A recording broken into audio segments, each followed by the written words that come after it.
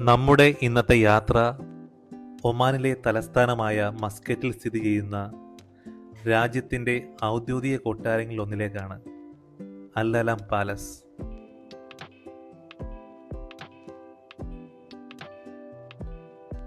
Muscat എയർപോർട്ടിൽ നിന്നും ഏകദേശം 35 കിലോമീറ്റർ ദൂരമാണ് ഇതിലേക്കുള്ളത്. അൽ അലാം പാലസ് മസ്കറ്റിലേക്കുള്ള ഒരു പ്രധാന വിനോദസഞ്ചാരം കൂടിയാണ്. എളുപ്പത്തിൽ എത്താവുന്ന സ്ഥലം കൂടിയാണിത്, പ്രത്യേകിച്ച് നഗരത്തിനുള്ളിൽ നിന്ന് യാത്ര ചെയ്യുന്നവർ.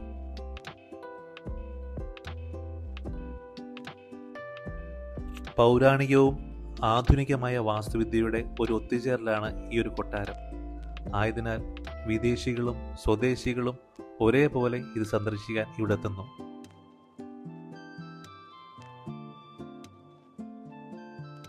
ഇവിടേക്കുള്ള യാത്രാമാർഗങ്ങൾ സ്വകാര്യ വാഹനങ്ങളും ഓൺലൈൻ ടാക്സികളും ബസ് സർവീസും ടാക്സി സേവനങ്ങളും ഇവിടെ ലഭ്യമാണ്.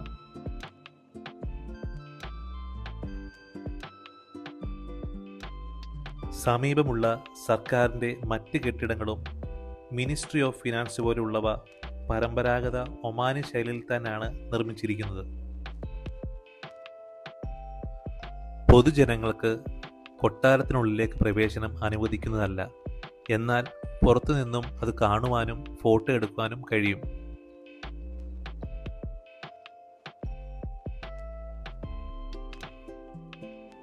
കൊട്ടാരത്തിൻ്റെ ആദ്യ രൂപം 1800-കളിൽ ഇമാം സുൽത്താൻ ബിൻ അഹമ്മദാണ് നിർമ്മിച്ചതെന്ന് പറയപ്പെടുന്നു. പിന്നീട് 1972-ലാണ് പുനർനിർമ്മിച്ചെടുത്തത്. ഈ കൊട്ടാരത്തിൻ്റെ മുഖ്യ ആകർഷണം നീലയും വെള്ളയും സ്വർണ്ണ നിറത്തിലും ചേർന്ന മുൻഭാഗം തന്നെയാണ്. കൊട്ടാരത്തിൻ്റെ ചുറ്റുപാടുകൾ മനോഹരമായ പൂന്തോട്ടങ്ങൾ കൊണ്ട് അലങ്കരിച്ചിരിക്കുന്നു.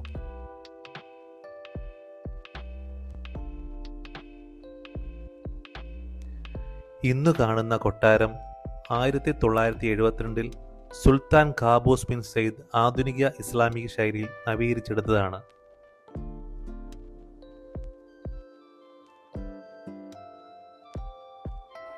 ഈ കൊട്ടാരം പ്രധാനമായും രാജ്യാന്തര അതിഥികളെ സ്വീകരിക്കുന്നതിനും രാജകീയ ചടങ്ങുകൾക്കും വേണ്ടിയാണ് ഉപയോഗിക്കാറ്. യാത്രകൾ ഇവിടെ അവസാനിക്കുന്നില്ല, യാത്രകൾ തുടരുകയാണ്. അടുത്തൊരു വീഡിയോയുമായി വീണ്ടും കാണാം. Manu signing off. ബൈ.